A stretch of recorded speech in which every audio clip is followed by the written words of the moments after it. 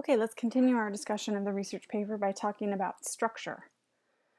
So you're all writing on different topics, so it's a little different than past essays, but I can give you some helpful suggestions. First, just the basics. You know you're going to have an introductory paragraph, and by now you know how to write an introduction. A hook, a nice bridge that sets up the topic, and your thesis statement. I'm estimating for a paper of this length, you'll have 6 to 10 body paragraphs. A well-developed body paragraph is usually 1/2 to 3/4 of a page once it's in the correct format. So if you do the math, that kind of puts you in the range of 6 to 10. 6 is not better or worse than 10. It just really depends how you decide to set up your essay and what you have to say. And then, of course, a concluding paragraph, which we learned about in our last unit, and a works cited page. Let's talk more specifically about the structure for an argumentative essay. And we're talking about argumentative and problem solution. You could end up writing some sort of hybrid between the two as well. There aren't strict requirements that it has to be solely one or the other. Sometimes they blur a little bit. So pay attention to both of these and see what you think. So if you're writing an argumentative essay, remember that you've chosen a controversial issue and you're going to explain where you stand on it, make an argument about it. So in your thesis statement, since that's the overall driving point of your paper, that's where you need to state your overall argument. It could be something like prescription drug advertising must be banned in the United States. In that case, you would have chosen the controversy of prescription drug advertising, have done your research, and come to the conclusion that you think this kind of advertising should be banned. And you'd state that in your thesis. Then your body paragraphs, your whole point is to support your thesis. So you could organize by reasons why they should be banned. So you give one body paragraph for each supporting point for the thesis, each different reason why prescription drugs advertising should be banned. And then you can also devote a paragraph or more to a counter argument or two. And a counter argument is just an argument that someone who disagrees with you would make. And what you do is you set it up and turn it around.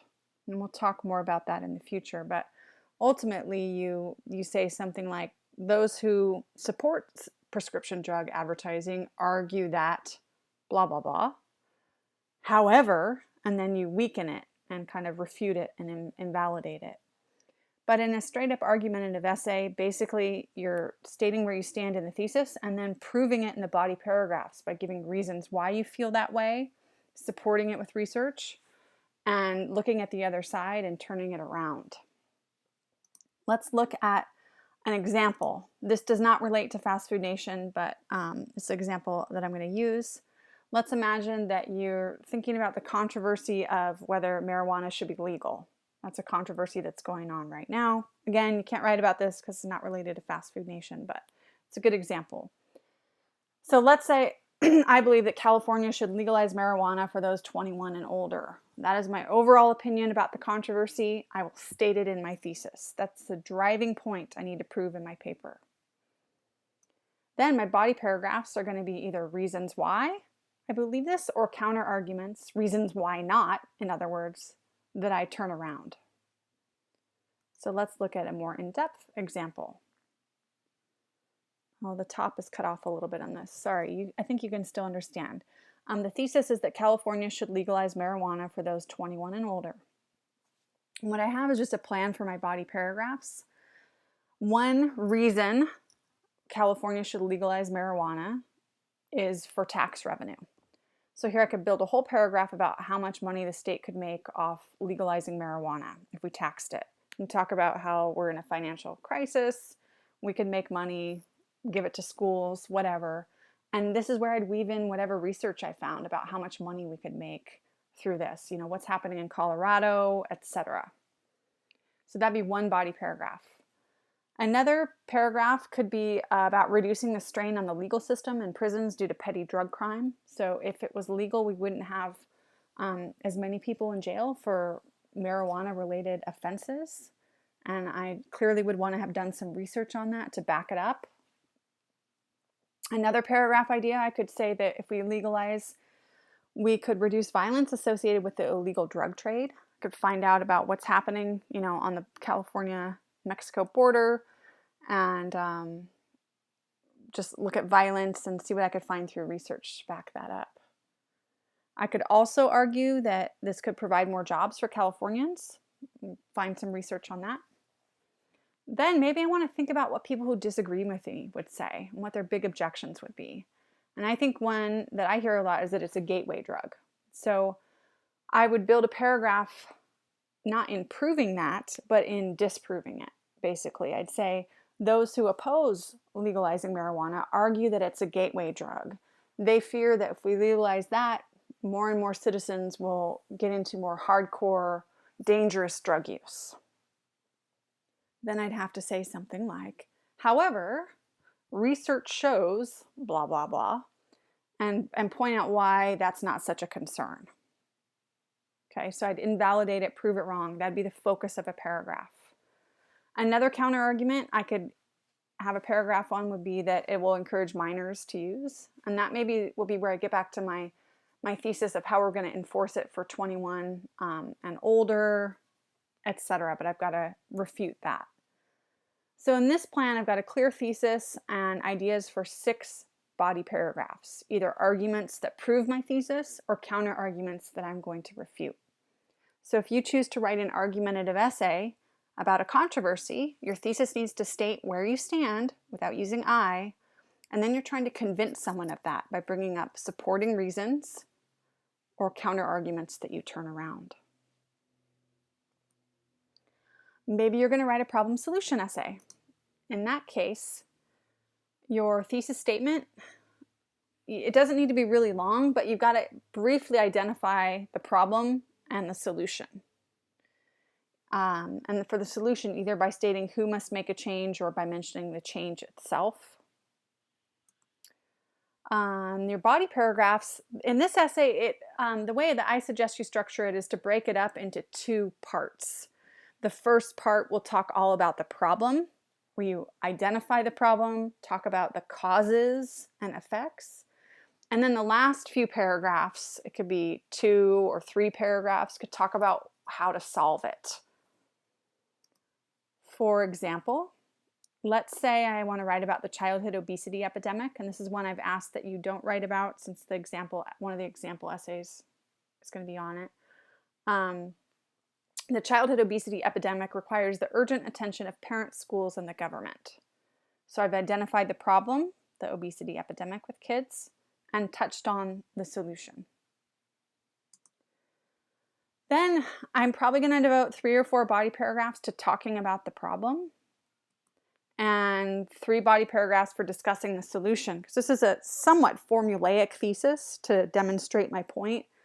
It clearly shows that I'm going to talk about parents, schools, and government and what they can do to help solve the problem. So let's look at this more deeply. The top of this is cut off again, but I think if I read it to you, you'll get it. The childhood obesity epidemic requires the urgent attention of parents, schools, and the government.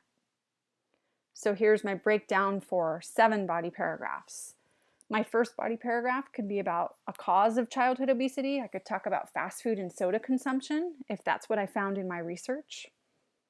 Another paragraph could talk about how the lack of physical activity leads to childhood obesity.